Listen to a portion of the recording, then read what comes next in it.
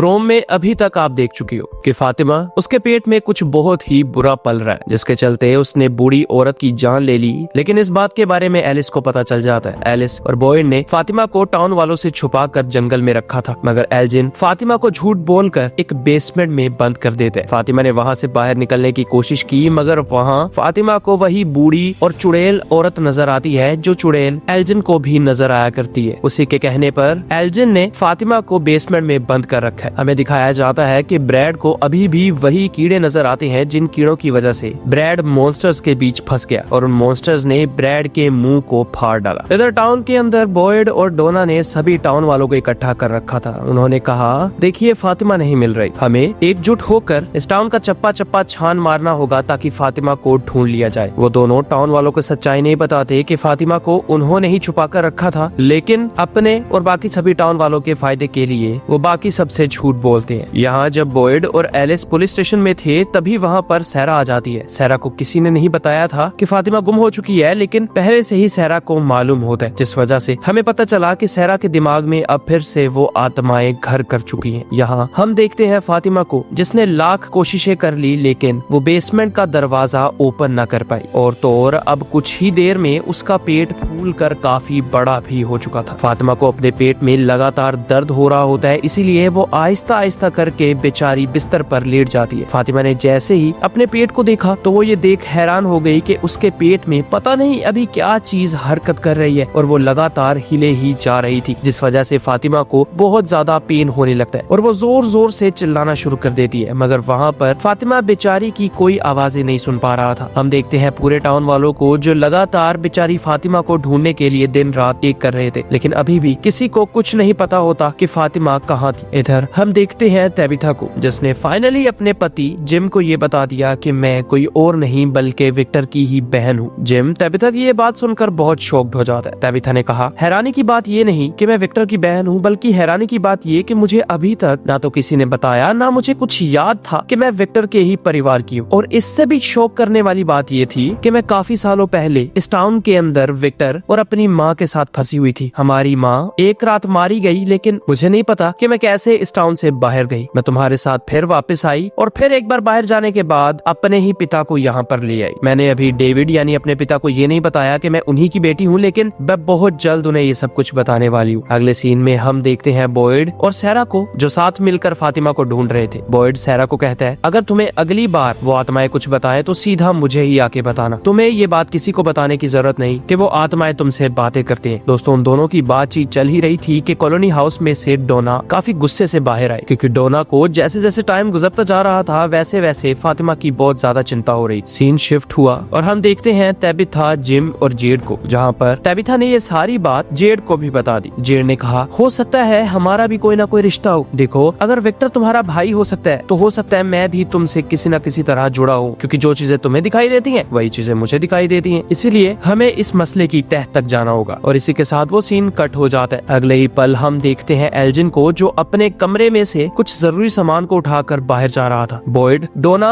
और सहरा जैसे ही कॉलोनी हाउस में सीढ़ियां चढ़ रहे थे तब उन्होंने एल्जिन से पूछा, आखिर तुम किधर जा रहे हो? जिसके जवाब में एल्जिन काफी ज्यादा डर जाता है और कुछ भी नहीं बोलता। बस इतनी सी बात ही कि बॉयड को एल्जिन पर फातिमा को लेकर शक होना शुरू हो गया। डोना ने तुरंत ही एल्जिन को कहा, तुम कहीं नहीं जा रहे, और इतना कहते ही वो सब के सब एल्जिन को एक कमरे में ले आते हैं। बॉयड ने कैनी से कहा, तुम बाहर रुको, जैसे ही कोई अंदर आने की कोशिश करे तो उसे बाहर ही रोक देना। और फिर बॉयड एल्जिन के बैग की तलाशी लेता है। एल्जिन के बैग में से कैमरा और कुछ खाने पीने का सामान निकलता है, जिस वजह से बॉयड एल्जिन से सवाल जवाब करने लगा कि बताओ ये सब कुछ तुम्हारे पास कहाँ से आया? चलो, कहीं ना कहीं से आ भी गया होगा, तो तुम इन सब चीजों का करने के हवाले थे। जब एल्जिन को पता चल गया कि ये सब एल्जिन को नहीं छोड़ने वाले, तो एल्जिन उन सबको कहता है, हाँ मैंने ही फातिमा को छुपा रखा है। ये सुनते ही बॉयड और वहाँ पर मौजूद सभी लोग बहुत ज्यादा परेशान हो जाते हैं। एल्जिन ने कहा, तुम लोग जितना भी कह लो, मैं फातिमा को कभी भी रिहा नहीं करूंगा, तब तक तो बिल्कुल भी नहीं जब तक फातिमा के लिए ये टाउन सेफ नहीं हो जाता। एल्जिन की बातें सुनकर बॉयड ने कहा, टाउन सेफ हो जाने से तुम्हारा क्या मतलब है? इस पर एल्जिन कहने लगा, फातिमा के पेट में एक बहुत ही खास चीज है, वो जैसे ही बाहर आएगी तब तुम लोग फातिमा को ले जा सकते हो। एल्जिन की बातें सुनकर सहरा एल्जिन से कहती है, देखो एल्जिन, जिन आत्माओं ने तुम पर कब्जा कर रखा है ना, मुझ पर भी उन आत्माओं ने कब्जा कर रखा था। ये आत्माएं दर्द और मुश्किल के सिवा कुछ नहीं देती। लेकिन एल्जिन ने तुरंत ही कहा, मुझ पर किसी आत्मा का कब्जा नहीं, बल्कि ये सब कुछ मैं हम सब के भले के लिए लिए कर रहा हूँ। एल्जिन की ये बात सुनकर एलिस एल्जिन पर बहुत ज्यादा भड़क गया। वो एल्जिन पर वार करने की कोशिश करता है, जिस पर कैनी और बॉयड ने तुरंत ही एलिस को एल्जिन से दूर कर दिया। एलिस कहता है, डैड देखा आपने, ये कमीना फातिमा को मारने वाला है, ये हमारे बच्चे को भी मार देगा, इसीलिए हमें इसे टॉर्चर करके पूछना चाहिए कि फातिमा कहाँ है। मगर बॉयड और कैनी दोनों इस बात पर सहमत नहीं थे। तभी सहरा बोली कि हो सकता है मुझे भी वो आत्माएं बता दें कि फातिमा को इसने कहाँ रखा है। लेकिन वो सारे सिर्फ इस बात पर चुप नहीं बैठ सकते थे कि कब वो आत्माएं सहरा को बताएं और कब वो फातिमा को ढूंढने जाएं। इसीलिए फिलहाल उन्हें धीरज रखना होगा और ठंडे दिमाग से काम लेना होगा। दोस्तों यहाँ हम देखते हैं डेविड और विक्टर को, जो दोनों एक पार्क में बैठे बातें कर रहे थे। डेविड अपने बेटे से कहता है, देखो बेटा, मुझे पता है कि तुमने अपनी जवानी मेरे बिना गुजारी है, तुम्हें तो मेरा चेहरा भी याद तक नहीं था, लेकिन देखो मैं वापस आ चुका हूँ, तो प्लीज हमें पहले की तरह रहना होगा। डेविड की बात सुनकर विक्टर ने डेविड की उस बात का जवाब तो नहीं दिया, लेकिन विक्टर ये कहने लगा कि तैबिथा आप ही की बेटी है और वो मेरी बहन है। ये सुनते ही डेविड हक्का बक्का रह जाता है। इतना कहकर विक्टर तुरंत ही वहाँ से दूर चला गया। यहाँ हम देखते हैं बॉयड को, जो कुछ औजार को अपने बैग में रख रहा था ताकि इन औजारों से वो एल्जिन को टॉर्चर करे और एल्जिन फातिमा की लोकेशन बता दे। तभी वहाँ पर फादर खत्री आ जाते हैं, जो सिर्फ और सिर्फ बॉयड के दिमाग का वहम थे। फादर बॉयड से कहते हैं, देखो मुझे पता है कि तुम ये सब कुछ डराने के लिए कर रहे हो, तुम में इतनी हिम्मत नहीं कि तुम एल्जिन को जरा सा भी नुकसान पहुंचा सको। मगर बॉयड कहता है, अगर मुझे नुकसान पहुंचाना पड़ा तो मैं किसी हद तक चला जाऊंगा। इस पर फादर कहता है, चलो देखते हैं, मुझे नहीं लगता कि तुम इनसे एक मक्खी भी मार पाओगे। फादर खत्री की बातें सुनकर बॉयड बहुत ज्यादा भड़क गया और फादर को कहने लगा, तुम बस देखो कि मैं क्या करता हूँ, मैं अपनी बेटी को बचाने के लिए कुछ भी कर सकता हूँ। फिर सीन शिफ्ट होता है फातिमा पर, जो बेसमेंट के डोर पर लगातार खटखटा कर ये कह रही थी कि प्लीज मुझे यहाँ से ले जाइए, मुझे बहुत डर लग रहा है, प्लीज मेरी मदद कीजिए। लेकिन ऐसा करना बिल्कुल बेकार था। वो थकी हारी अपने बिस्तर के पास आई तो उसे पास ही मेज पर पड़ा उसे एल्जिन का खून नजर आता है। उसने तुरंत ही एल्जिन के खून वाले जार को उठाया और गुस्से से दीवार में दे मारा। लेकिन अगले ही पल फातिमा को उस खून की महक आने लगी, इसीलिए वो उस खून की तरफ आकर्षित होती चली जाती है। मगर फातिमा ने किसी तरह अपने आप पर काबू पा लिया। यहाँ हम देखते हैं तैबिथा, जिम और जेड को, जो जेड का पीछा करते करते जंगल के एक हिस्से में आ गए थे। जेड उनको बताता है, जब मैं गुफा के अंदर गया था ना, वही गुफा जिसमें तुम और विक्टर थे, तो वहाँ पर मुझे कुछ बच्चे पड़े हुए मिले। वो बच्चे ऊपर देखकर एक ही बात कह रहे थे कि हर एक दूसरे से जुड़ा हुआ है। जब मैंने ऊपर देखा तो वहाँ पर वही निशान नजर आया जो निशान मुझे अपने ख्यालों में नजर आता है। तो हमें इस जंगल को या इस टाउन को एक्सप्लोर करना चाहिए, हो सकता है हमारा एक दूसरे से कोई ना कोई कनेक्शन मिल जाए और ये टाउन हम सबको सिर्फ और सिर्फ मिलाना चाहता हो। ये टाउन कुछ मेन कैरेक्टर्स को बचाना चाहता हो, यानी फर्ज करो हो सकता है कि हम सभी के सभी लोग आपस में रिश्तेदार हो, या खून के रिश्तेदार हो, या हम सब लोग किसी न किसी तरह जुड़े हो सकते हैं। बातों ही बातों में जेड को बहुत ज्यादा गुस्सा आ गया और वो ऊपर देखकर बोलने लगा, अगर ईश्वर तुम सच में हो तो हमारी मदद करो, तुमने अब तक हमारी काफी मदद की है, लेकिन ये काफी नहीं है, इस बात को समझो, हमें कोई ठोस सबूत चाहिए। अपना गुस्सा ईश्वर पर निकालने के बाद जेड एक जगह बैठ जाता है और फिर जिम उन दोनों को वहाँ से चलने का कहने लगा। यहाँ हम देखते हैं ब्रैड को, जो हॉस्पिटल के बाहर कसरत कर रहा होता है, लेकिन अगले ही पल उसे अपने सर में उन्हीं कीड़ों के भिनभिनाने की आवाज आने लगी, जो कीड़े ब्रैड के दुश्मन है। इसलिए ब्रैड ने तुरंत ही अपनी पट्टी को उतारा और वहाँ से दौड़ता हुआ दूर चला गया। यहाँ हम देखते हैं जेना और क्रिस्टी को, जो एक जगह पर बैठे हुए क्रिस्टी के पाँव पर मरहम लगा रहे थे। तभी वहाँ पर भागते भागते ब्रैड आया, जो जेना से कहने लगा, मुझे अभी के अभी अपने दिमाग को रोकना है, मेरे दिमाग में गंदी गंदी और काफी इरिटेट करने वाली आवाजें गूंज रही हैं। मैं चाहता हूँ या तो मुझे बेहोश कर दो या मुझे जान से मार दो। लेकिन जेना उसे शांत रहने का कहती है, मगर ब्रैड तुरंत ही भागता हुआ अपने कमरे में आ जाता है। उसने अपने साथ इलेक्ट्रिक शॉक देने वाली मशीन भी ला रखी थी। वो तुरंत ही मशीन को चालू करके अपने सर को झटका देने वाला था, जिससे ब्रैड की जान भी जा सकती थी। तभी वक्त रहते वहाँ पर जेना आ जाती है। जेना ने तुरंत ही ब्रैड को संभाला और ब्रैड को ऐसा करने से रोक दिया। फिर वो सीन भी कट हो जाता है। यहाँ हम देखते हैं बॉयड को, जो अपने सभी औजार लेकर कॉलोनी हाउस में आ जाता है, जिसे देखकर एलिस पूछता है, डैड इस बैग में क्या है? बॉयड ने कहा, बेटे जो जरूरी है इस टाइम मैं वही कर रहा हूँ। इतना कहकर बॉयड अकेला ही ऊपर आ जाता है। वहाँ पर उसे कैनी मिला, जो बॉयड को कहने लगा, देखो इस तरह हम एल्जिन को टॉर्चर करके या किसी को भी नुकसान नहीं पहुँचा सकते। मगर बॉयड कैनी की एक नहीं सुनता और उसे नीचे जाने का कहता है। फिर बॉयड तुरंत ही एल्जिन के पास आ गया। बॉयड एल्जिन को कहता है, मैं तुमसे आखिरी मर्तबा पूछने वाला हूँ, बता दो फातिमा किधर है, वरना तुम्हारे साथ अच्छा नहीं होगा। लेकिन एल्जिन अभी भी बॉयड को सीरियसली नहीं ले रहा था, इसलिए बॉयड ने तुरंत ही वहाँ से एक टेबल लिया और अपने बैग से हथौड़ी निकालता है। लेकिन तभी पास ही पड़े हुए एल्जिन के कैमरा में से एक फोटो क्लिक होती है। जब बॉयड ने उस फोटो को देखा तो उस फोटो में बॉयड का रियल लाइफ का घर होता है, जिस घर में बॉयड, एलिस और एलिस की माँ इधर आने से पहले रहा करते थे। जब बॉयड अपने घर की फोटो देख रहा था तभी एल्जिन बॉयड से कहता है, देखो मैंने कहा था ना, ये आत्माएं हमारी मदद कर रही हैं। अगर तुम फातिमा को वहीं पर रहने दोगे जहाँ पर मैं उसे छोड़ के आया हूँ, तो यकीन मानो हम सब के सब अपने अपने घर वापस जा पाएंगे। बस इतना ही था कि बॉयड को एल्जिन पर और भी ज्यादा गुस्सा आ गया, इसीलिए बॉयड ने एल्जिन को चारों तरफ से रस्सियों से बांध डाला और फौरन ही अपने कुछ औजार को टेबल पर रखकर एल्जिन को कहता है, देखो एल्जिन, तुम भी मेरे बच्चों जैसे हो, लेकिन प्लीज अपने आप पर जुल्म मत करवाओ। फिर तभी बॉयड ने जैसे ही एल्जिन को मारने के बारे में सोचा तो बॉयड कमजोर पड़ जाता है। तभी वहाँ पर बॉयड को फादर खत्री दिखने लगे, जो चुपचाप बॉयड को ही देखे जा रहे थे, क्योंकि फादर खत्री ने कहा था कि तुम एल्जिन को जरा सा भी नुकसान नहीं पहुंचा सकते। इसीलिए बॉयड गुस्सा होकर तुरंत ही एल्जिन का हाथ टेबल पर रखता है और उसे आखिरी मर्तबा कहता है, बता दो वरना तुम्हारे लिए अच्छा नहीं होगा। एल्जिन अभी भी बताने से इनकार कर रहा था कि तभी बॉयड ने उसके हाथ पर काफी जोर से हथौड़ी से वार कर दिया और फिर एल्जिन बहुत ज्यादा चिल्लाना शुरू कर देता है। यहाँ नीचे डोना, एलिस, सैरा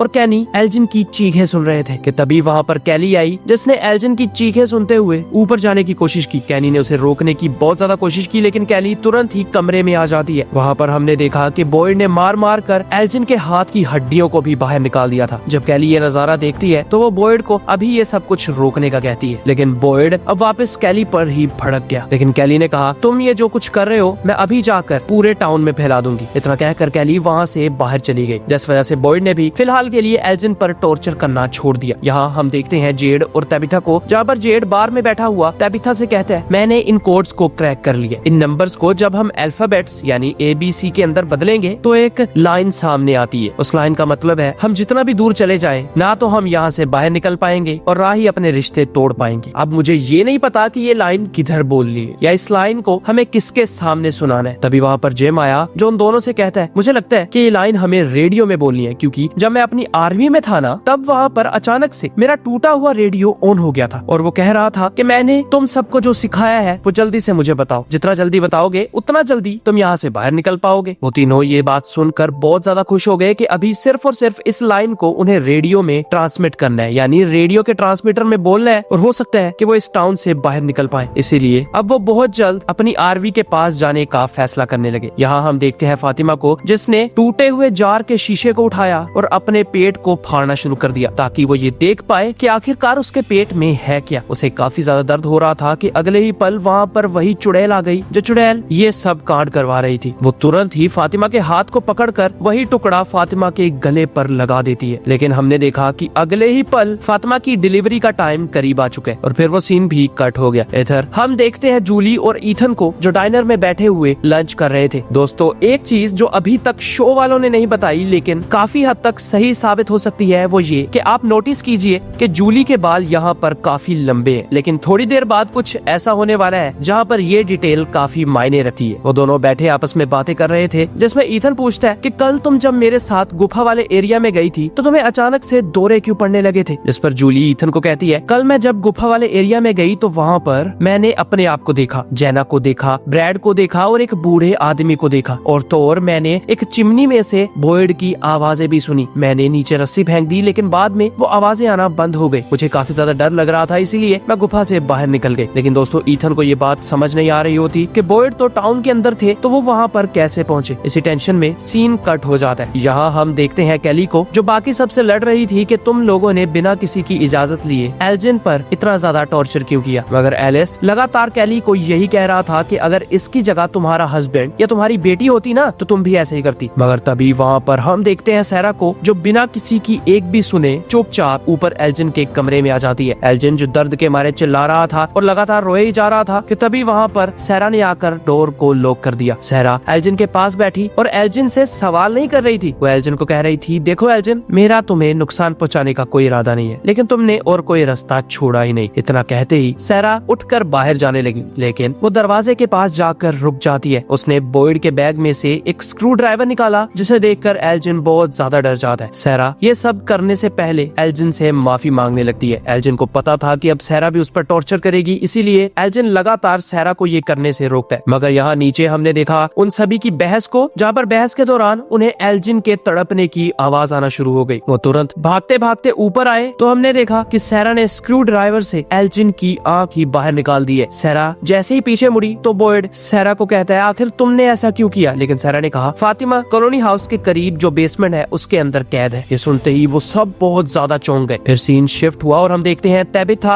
और जेड को, जहाँ पर जेड एक वायलिन से एक खास तरह का म्यूजिक बजा रहा होता है, वही म्यूजिक जो कुछ दिन पहले सब लोगों को सुनाई दिया करता था। इधर हम देखते हैं सभी लोगों को जो भागते भागते बेसमेंट की ओर जा रहे थे, लेकिन यहाँ बेसमेंट में हमने देखा कि वो औरत फातिमा की डिलीवरी करवा रही है और अपने आप ही नीचे का दरवाजा ओपन हो जाता है। सभी लोग फातिमा की आवाज सुनते सुनते बेसमेंट में आने लगे, लेकिन वो जैसे ही अंदर आए तो उन्हें फातिमा के कमरे का डोर नहीं मिलता और यहाँ हम देखते हैं कि उतने में ही वो औरत फातिमा के पेट से बच्चा निकाल कर नीचे चली जाती है। बॉयड, एलिस और कैनी आखिरकार डोर ओपन करके फातिमा के पास आ गए, लेकिन फातिमा ने कहा वो बुढ़िया मेरे पेट में से बच्चा निकाल कर बाहर ले गई। पहले तो बॉयड को यकीन नहीं हो रहा था, लेकिन जब उसने यहाँ वहाँ खून देखा तो उसको लगा वो औरत कुछ ना कुछ तो लेकर गई है। इसीलिए बॉयड उन दोनों से कहता है तुम यही रुको, मैं नीचे जा रहा हूँ। कैनी और एलिस ने बॉयड को ऐसा करने से रोका, लेकिन बॉयड उन दोनों को कहता है प्लीज धीरज रखो, मैं अभी आया। बॉयड आहिस्ता आहिस्ता करके उस औरत का पीछा करने लगता है। यहाँ हम देखते हैं तबिथा को, जिसने जैसे ही वो म्यूजिक सुना तो उसे ज़ोंबी बच्चे दिखाई देने लगे। वो सभी ज़ोंबी बच्चे अब पहली मर्तबा उसे माँ बोल रहे थे। तबिथा को कुछ समझ नहीं आ रही थी कि आखिर ये हो क्या रहा है। यहाँ हम देखते हैं बॉयड को, जो आहिस्ता आहिस्ता करके एक गुफा में पहुंच चुका था। वो बूढ़ी औरत उस बच्चे को, जो दिखने में बच्चा तो लग नहीं रहा था लेकिन फिर भी हम उसे बच्चा ही बोलेंगे, उसे एक जगह पर रख देती है। उसके इर्द गिर्द काफी ज्यादा मॉन्स्टर्स उस बच्चे को ही देख रहे थे। जब बॉयड वहाँ पर पहुंचा तो छुप कर वो ये नजारा देखने लगता है। वो बच्चा या वो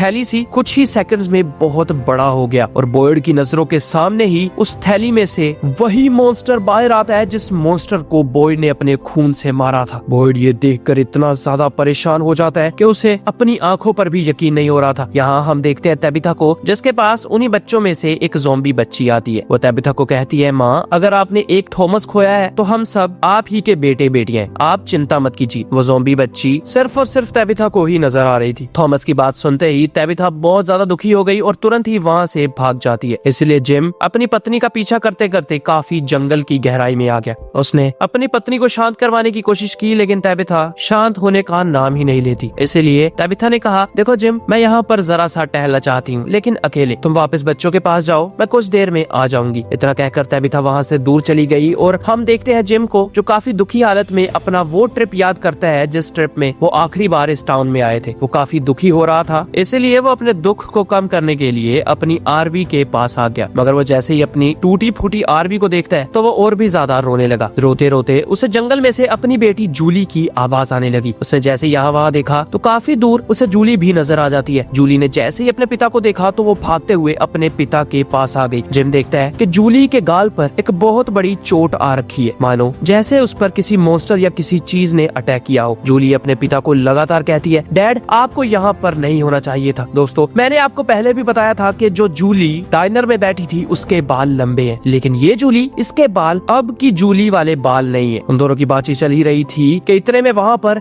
एक येलो सूट में आदमी आ जाता है। ये वही था जिसने सीजन 1 की एंडिंग में जिम से रेडियो पर बात की थी। जब इन्होंने कॉलोनी हाउस की छत पर रेडियो लगाया था तब ये जिम को कह रहा था जिम मैं तुम्हारा ही इंतजार कर रहा हूँ और तुमने अपनी पत्नी को बेसमेंट में खड्डा खुदवाने से बिल्कुल भी नहीं रोका। जिम उसको अपने से दूर जाने का कहता है, लेकिन वो आदमी कहने लगा तुम बहुत ही घटिया पति और घटिया बाप हो। इतना कहकर वो जिम की ओर आने लगा। जिम ने उस पर एक लकड़ी से वार करने की कोशिश की, मगर उसने तुरंत जिम को गले से पकड़कर आरवी के साथ लगा लिया। जूली अपने पिता की ये हालत देखकर अपने पिता की ओर बढ़ती है, लेकिन उस आदमी ने जूली को धक्का दिया और एक ही झटके में जिम के गले को चीर दिया, जिससे बेचारा जिम तड़प तड़प कर मारा जाता है। ये देखते ही जूली के तो मानो होश ही उड़ गए और इसी के साथ इस ग्रेट सीरीज का सीजन 3 खत्म हो जाता है। दोस्तों अगला सीजन कुछ ही दिनों में आ जाएगा, इसीलिए थैंक्स फॉर योर टाइम दोस्तों।